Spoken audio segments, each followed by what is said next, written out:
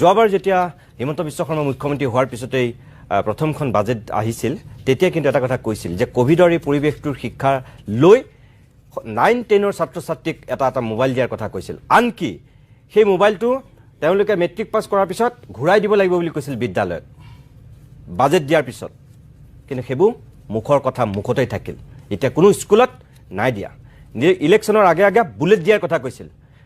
bullet দিয়াতকৈ আমাৰ ছাত্ৰ-ছাত্ৰীক প্ৰয়োজন আছিল এটা মোবাইলৰ অনলাইন শিক্ষাৰ কাৰণে এটা মোবাইলৰ প্ৰয়োজন আছিল বুলেট বাদ দিয়ক প্ৰথমতে প্ৰত্যেকগৰাকী ছাত্ৰ-ছাত্ৰীক ক্লাছ 10ৰ আৰু 9ৰ ছাত্ৰ-ছাত্ৰীক বা ক্লাছ 11 আৰু 12ৰ ছাত্ৰ-ছাত্ৰীক এটা যদি আমি মোবাইল দিব পাৰোঁ অনলাইন ক্লাছৰ কাৰণে এই কোভিড নামৰ ভয়ংকৰ ৰোগটো যদি আকৌ আহে আকৌ তেনেহ'লে স্তব্ধ হ'ব বুলেট বাইক বা স্কুটি দিয়াতকৈ এটা মোবাইল বেছি প্ৰয়োজন ছাত্ৰ-ছাত্ৰীৰ কাৰণে চৰকাৰে হয়তো সেইবিলাক কথাত গুৰুত্ব দিব লাগিব শিক্ষকৰ অভাৱ পূৰ কৰক বিদ্যালয়ৰ আন্তঃগাঁথনি ঠিক কৰক আৰু যিখিনি ইয়াত সমস্যাৰ কথা কৈছে সেই সমস্যাখিনি সমাধান কৰক তেতিয়াই হয়তো